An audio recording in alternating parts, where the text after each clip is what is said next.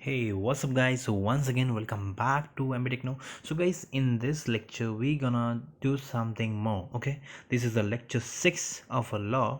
So guys, इस lecture में basically हम लोग पढ़ने वाले restriction on cooperative society and member of cooperative societies. ठीक है. So अभी ये basically act किसके लिए है, ये chapter किसके लिए, ये उन लोगों के लिए जिनको ना restriction किया गया है सोसाइटी के मेंबर्स या सोसाइटी होने के बावजूद. ठीक है. सो उनकी कुछ एक्टिविटी पे society as per MC act 1960 कुछ रेस्ट्रिक्शन लगाया गया है मेंबर्स एंड सोसाइटी पे. ठीक है, देखते हैं वो रेस्ट्रिक्शन क्या है. फर्स्ट रेस्ट्रिक्शन दिया शेयर होल्डिंग. ठीक है, रेस्ट्रिक्शन ऑन शेयर होल्डिंग. ठीक है, दूसरा रेस्ट्रिक्शन है member can not subscribe more than 20%.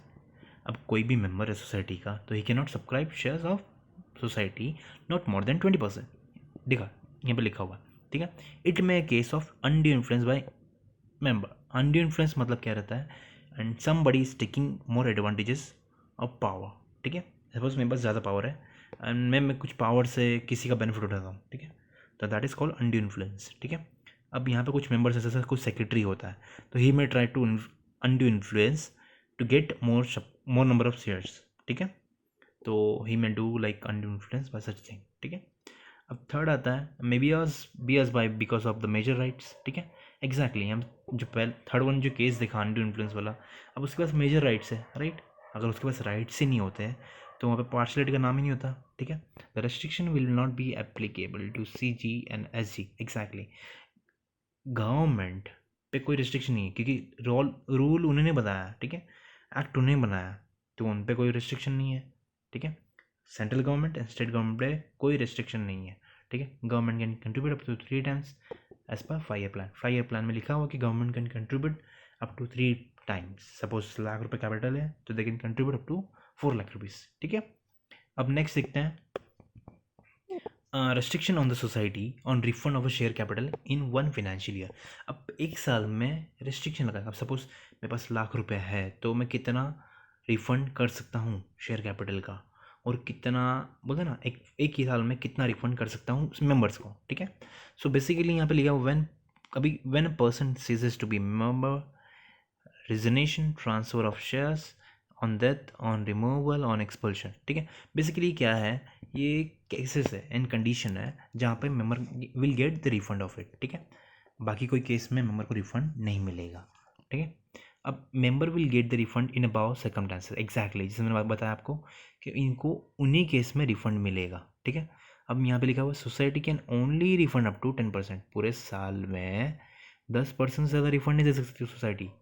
ठीक है, तो अब उसके लिए करना क्या है, अब सोसाइटी 10% से ज़्यादा रिफंड नहीं दे सकती. सपोज मैंने लाख रुपये डाला तो मुझे 10,000 रुपये हर साल मिलेगा और 10 साल में 1 लाख रुपये मिलेगा. ठीक है, सो ऐसा सोसाइटी का कॉन्सेप्ट है. ठीक है, अब उसके बिहाफ पे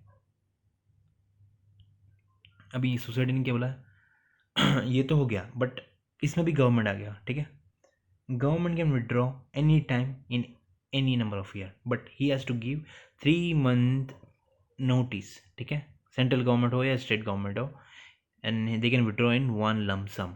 ठीक है, they can call share capital and they can withdraw in lump sum but they have to give what notice of 3 month.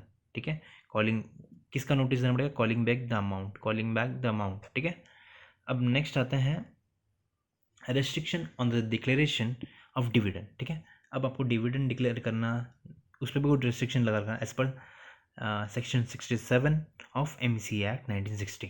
ठीक है, अब no society will pay dividend to its member at a rate existing 15% except with the prior sanction of the registered. Registered कौन है यहाँ पे, central government नहीं है, state government है. ठीक है, अब ये क्या बोलते हैं, कोई भी डिविडेंड डिक्लेयर करो. ठीक है, कोई बात नहीं, but it should not be more than 15%. It should not be more than 15%. Society will declare at a uniform rate. Uniform rate क्या है, 15%. ठीक है, new account will be open to the accumulate portion of 2% of the profit that is called dividend equalization fund. अब ये fund किस लिए open हो रहा है, क्या क्या पर्पस है. ठीक है, बेसिकली देखो कैसा रहता है ना, अभी किसी का भी फंड होता है. ठीक है, अब किसी ऐसा ज़रूरी नहीं कि हर साल किसी को फंड मिलेगा. ठीक है, अभी सपोज किसी को डिविडेंड डिक्लेयर किया, अभी उसने उस साल डिविडेंड नहीं लिया तो वो कहाँ पे जाएगा, डिविडेंड इक्वलाइजेशन फंड में जाएगा, ठीक है। बट बेसिकली ये जमा करके रखना पड़ता है जब भी कोई फेल होता है या डिविडेंड किस टाइम में प्रॉफिट नहीं मिलता है, ठीक है। सो उस फंड में से डिविडेंड इशू किया जाता है, ठीक है। If any member fails to claim the dividend in 3 years then it will be transfer to reserve fund after completion of 3 years, but उसके पहले कहाँ पे जाएगा, डिविडेंड इक्वलाइजेशन फंड में जाएगा, ठीक है। सो ये था पूरा restriction on declaration of dividend. Next देखते हैं अभी ये compulsory contribution to reserve fund. अब ऐसा नहीं कि लाइक रिजर्व फंड तो सिर्फ नाम का है, एग्जैक्टली जो हम लोग बैलेंस शीट में देखते थे पहले से वो अभी भी है, and like it will work it, ठीक है, as per section 54 of MC act, ठीक है। कॉर्पोरेट सोसाइटी की बात कर रहा हूँ मैं, कंपनीज एक्ट की बात नहीं कर रहा हूँ, नॉर्मल कॉर्पोरेट सोसाइटी एक्ट की, ठीक है। उसमें क्या लिखा हुआ, every cooperative society should contribute reserve fund 25% of profit, ठीक है, 25% ऑफ प्रॉफिट कंट्रीब्यूट करना है। अब यहाँ पे क्या होता है, बट अगर सपोज 25% नहीं करना है तो उसके लिए क्या करना पड़ेगा, they can contribute up to 10%, lesser में लेसर कितना रहेगा 10%, बट उसके लिए क्या करना पड़ेगा, they have to take permission of what, किसका लेना पड़ेगा, सेंट्रल गवर्नमेंट या स्टेट गवर्नमेंट। बेसिकली सेंट्रल लिया तो मतलब नहीं है, स्टेट का ही रहता है, ठीक है। Reserve fund can be utilize for many like writing off bad debts, losses of the society, exactly loss है तो मैं उसमें से यूज़ करूँगा, या राइटिंग बेड डेट्स वगैरह होगा, कोई सोसाइटी का मेंबर भाग गया तो उसके लिए राइटिंग ऑफ के लिए यूज़ हो जाएगा, ठीक है। It can be also invested in different ways, okay, it can be also invested in different ways, exactly. Reserve fund can also be utilize for the purchase and construction of immovable property with permission, ठीक है। अभी suppose reserve fund है, society के member की permission ले ली, ठीक है। अब उसके बाद सेंट्रल गवर्नमेंट की परमिशन नहीं लेनी है आपको, यहाँ पे स्टेट की परमिशन लेनी है, ठीक है। और परमिशन देगा तो you can buy immovable property, ठीक है। सो अब यहाँ पे और क्या लिखा है, reserve fund can also be utilize for the maintenance repair on the renovation of building. अब ऐसा नहीं कि रिजर्व फंड से प्रॉफिट के लिए या किसी डिस्ट्रीब्यूशन के लिए यूज़ होगा, ठीक है, लॉसेस का टाइम भी यूज़ होगा या राइट ऑफ बेडर्स के लिए यूज़ होगा। Not only for that, you can also use for maintenance, repairs of renovation और बिल्डिंग, ठीक है। Sorry, donation are also carried to reserve fund, donation भी रिजर्व फंड, किसी सोसाइटी को डोनेशन मिला किसी संस्था की तरफ से तो it will also go to reserve fund, ठीक है।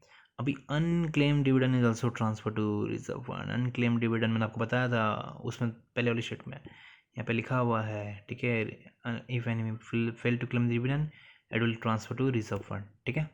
सो ये था पूरा, सॉरी। अब नेक्स्ट आते हैं पेमेंट टू एजुकेशन फंड। अब इन्होंने जो दिया हुआ है payment to education fund basically क्या है, ठीक है। अब मैं सोसाइटी बना ली, मुझे एजुकेशन फंड के लिए देना कि नहीं देना है, ठीक है। अब यहाँ पे लिखा हुआ it is for the training and education of cooperative movement, ठीक है, किसके लिए है, फॉर द कोऑपरेटिव मूवमेंट। अब यहाँ पे दो प्रिंसिपल है इन्होंने बनाया है, that is training and education, first training and education, second is publicity and propaganda of cooperative movement. देखो ट्रेनिंग एंड एजुकेशन किसके लिए होता है, ठीक है, sorry, basically payment to education fund है, ठीक है। तो हमने यहाँ पे पढ़ा training and education, publicity and propaganda of cooperative movement, ठीक है। अब ये बेसिकली क्या है, ठीक है, प्रोपेगेंडा मतलब एक पब्लिसिटी होता है, सिमिलर टू पब्लिसिटी, ठीक है, जिसमें भी हम लोग डिक्लेरेशन लाइक बोलते हैं ना, सोशल मीडिया पर वायरल हो गया या पब्लिसिटी हो गई, that is called similar to publicity होता है प्रोपेगेंडा का मतलब, ठीक है। सो यहाँ पे इन्होंने दो प्रिंसिपल दे दिए। अब कोऑपरेटिव मूवमेंट के रिगार्डिंग है बेसिकली, ठीक है। कोऑपरेटिव मूवमेंट क्या बोलता है, it should promote the education, it should promote the training and education, ठीक है। अब every state institution undertake the training and education publicity and propaganda which is known as a state cooperative union. State cooperative union हमारे यहाँ पे कौन है, GDCA, ठीक है। अब training is given to the cooperative society employ, ठीक है, and education is for general public, exactly. हम जो GDCA पढ़ रहे हैं, ठीक है, that is what we are doing education, ठीक है, वी आर गेटिंग एजुकेशन, ठीक है। अब जो भी government job government exam pass कर लेता है उसको क्या मिलती है, उसको मिलती है ट्रेनिंग, ठीक है, उसको एजुकेशन नहीं मिलता, उसको ट्रेनिंग मिलता है क्योंकि एजुकेशन उसके पास ऑलरेडी है, ठीक है। अब यहाँ पे it work as a promotion activity, exactly, training and education को क्या बोलते हैं हम लोग, प्रमोशन एक्टिविटी, ठीक है। अब in Maharashtra Pune is the state level federal society contribute the education fund like GDCA, exactly. GDCA को फंड हम लोग देते हैं, जनरल पब्लिक से पैसा मिलता है, ठीक है। तो it is a way of collecting the education fund, ठीक है। सो बेसिकली गाइज ये पूरा आज का लेक्चर था, अगर आपको कुछ this is a new way we are doing for you guys, जहाँ पर कुछ लोगों के पॉइंट्स थे कि ले सर आप जो एक्सप्लेनेशन तो मिल रहा है बट उसको लिखे कैसे। तो बेसिकली ये पॉइंट्स हमने बनाया हुआ basically you can write well, ठीक है। अगर सपोज कुछ इतना बड़ा 2-3 पेज का क्वेश्चन या आंसर देख के नहीं समझ में आता है तो ये पॉइंट्स आप समझ लोगे, एक बार पॉइंट्स आपको समझ में आ गए ना तो कैन राइट वेल, ठीक है। सो ट्राई करना जितना हो सके, ये कोशिश करना कि लाइक खुद से और बना सको। जो भी एक्सप्लेनेशन आपको मिल रही है like you will get more. Suppose मैं एक अगर आपको आधा पेज का एक्सप्लेनेशन दे रहा हूँ तो you can have to at least write 1 page, ठीक है। सो ऐसा नहीं कि लाइक एक्सप्लेनेशन तो पूरा मिल रहा है but you should think right. So this is totally based on हमने पढ़ाई की रेस्ट्रिक्शन, किस चीज़ के रेस्ट्रिक्शन है सोसाइटी पे एंड उनकी मेंबर पे। सो गाइज आपको लेक्चर पसंद आया तो please do subscribe and keep supporting us because sharing